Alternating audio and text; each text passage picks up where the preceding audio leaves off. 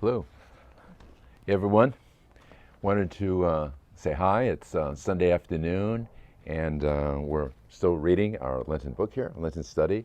And so, chapter 6. So, you may want to pause this video if you haven't had a chance to read chapter 6 yet or refresh your memory. If you have to go grab the book, that's good too. Go pause the video, grab the book, come back, and we're going to spend just a few minutes going through this study here, chapter 6. Okay. Our next session will be chapter 8. So that's the next study we're working on. It's chapter 8. So number 6.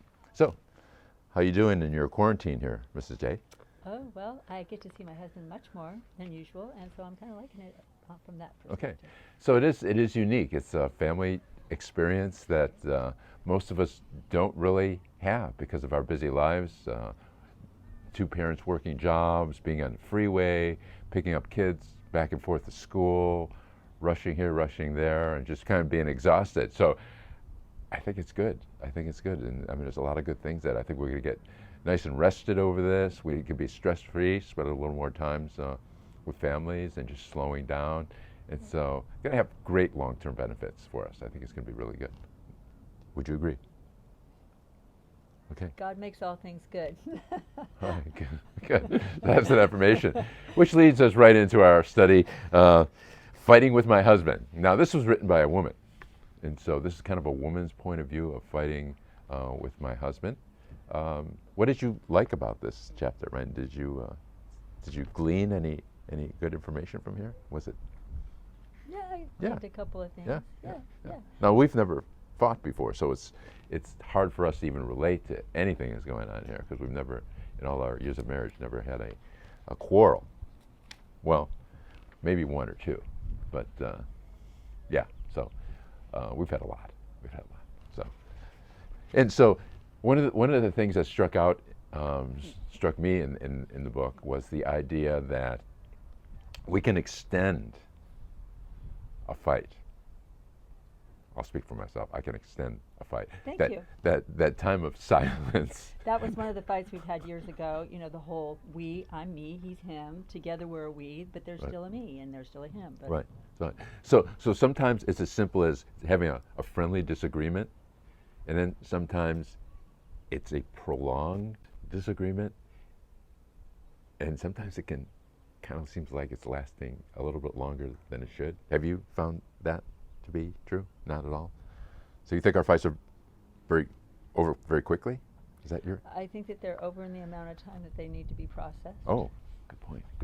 The amount of time they need to be processed. Okay, well, that's one way of looking at it, the amount of time they need to be processed. So looking at that, some of our fights had long processing time. That's the way you want to put it. So I think some are quick and some are longer processing time. But it's all good because I'm thinking about the idea of peace and passing the peace. And shalom, the Old Testament word for peace, is actually the same word as salvation. Oh, I So like that. yeah, so our peace is really our salvation. Our salvation is really our peace. You can't have one without the other, right? That's why when she talks in the book about passing the peace, before, look where they have that liturgically in the passing of peace. It's not after you receive communion, come to the altar. It's before. So liturgically, the way our service is set up, you can't have something against your brother or sister.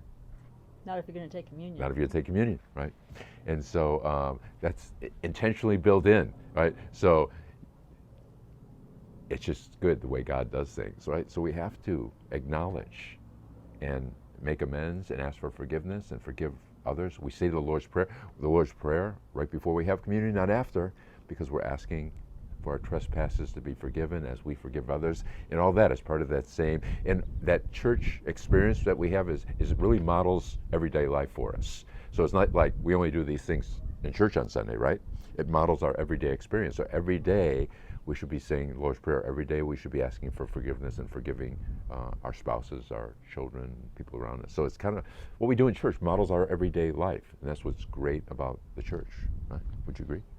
Yeah, it's great about the church, and I agree. And I also agree that if you can't get there, you believe in faith that you're there, because we sometimes aren't feeling it, but then Jesus goes before us, right? Yeah. And so that we walk in faith. So I might want to forgive my sister and am not feeling it, but I in faith say it, believe it, and trust that Jesus has got my back, and so then I take that in faith.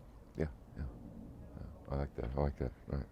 So yeah, so peace and salvation, one of the same. It's one of the same. You cannot have salvation without peace. Can't have peace without salvation. It just blends into our lifestyle, which is what Jesus tells us, that our walk of faith, our journey of faith, is not a cakewalk. It's a struggle. It's a struggle to maintain the peace. Right? That's sometimes a little bit difficult to maintain the peace, especially when we have differences of opinions on where to put the cookies or the snacks or the glasses or where the furniture goes, right? And so we have to work those things out, and that's part of our salvation. Is where do we put the glasses and the dishes? That's a very real part of our salvation, because if we can't agree on that, it's going to make it tough. So one of us is not going to be able to eat because we won't be able to find the dishes and the glasses, right? So that's part of our salvation, part of our eating as well, right? What'd you say? Nothing. Okay. Nothing. You're gonna say nothing. Okay. Okay. So we can't go on for a long time about this, but one thing that I like that that our author Trish Harrison Warren did a great job writing this, says, is she quotes Anne Lamott, one of her favorite writers, and she says, "Earth is forgiveness school. You might as well start at the dinner table. That way you can still do this work in comfortable pants." I like that quote. Yeah. Still do it in your sweats, right? How comfortable. Yeah. So Earth is forgiveness school. We're not living a life of perfection. We're living a life of learning and struggle and trying to get it right. And if not getting it right today, doing it over the next day and trying to get it right. And so this whole thing is part of our salvation. And it seems like it's a big word, but how can like doing the dishes and cleaning up and taking the trash out be part of our salvation? But it is, because if you don't take the trash out, your salvation is going to be very limited. I tell you that. Or you're going to be sleeping in a street, one of the two. But it's part of our salvation. All of that, all of the basic, the daily things, which is why this is called the liturgy of the ordinary. How the ordinary things affect our salvation, and they really do. Yeah, yeah, and I guess I would want to interject, during this time where we're maybe in the house longer with one another Yeah. than usual, and so start with who's in your house. Simply just start with who's in your house, and then start with who your neighbor is, and then so we're practicing what's difficult at a time that's difficult, and Yeah. so I think that this was a very prudent chapter, and I think that I'm seeing things in myself that I didn't know were there, and I can get prickly. And I do like things where they go. I didn't know that about me. He's now learning that again. And so all those little things that maybe used to get swept under the rug because we weren't under each other's foot, now are back out, and we realize they don't really matter as much as maybe we thought they did. And so that's what I have to say about that. Well said, well said. So we get to practice our peace. We get to practice being around one another a little bit more because of our current situation. So yeah, I think it's going to be good for all of us. Just a little more practice in our salvation, our practice peacemaking, forgiving, sharing the peace, right? And that's a good part of making up, is sharing the peace as well. Were you going to go through the questions? We are, and we're just about out of time. Is there any particular question that you wanted to highlight? Because I brought up several of them.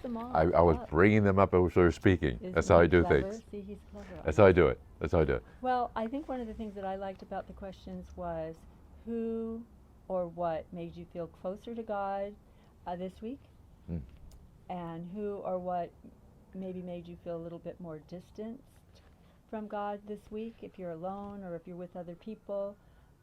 We know by faith God's with us, but we can't help that we have feelings too, right? And so I want you to just ask yourself, what made you feel closer to God, and maybe lean into that a little bit more. And then when you don't feel as close to God, by faith, know that He's still with you. Good. Okay, great. So, chapter 8 next time we meet. And so we're glad to spend a little bit of time fellowship with you, be with you this afternoon. So reread your chapter. Be blessed. Barbie and I are going to say a prayer. I want you to join with us in prayer, and keep your distance, except for our distances together. So gracious God, we ask you to be with all our church members, all our families, those with children, and those who are practicing peace with their marriages this week. Be with us all as we go through this time, this very difficult time, but with your peace in our hearts, that we can share our peace with one another. We honor you with the prayer that you taught us. Our Father, who art in heaven, hallowed be thy name. Thy kingdom come, thy will be done, on earth as it is in heaven. Give us this day our daily bread. Forgive us our trespasses, as we forgive those who trespass against us. Lead us not into temptation, but deliver us from evil. For thine is the kingdom, the power, and the glory, forever and ever. Amen. Okay. Keep the peace, everyone. Peace. Peace.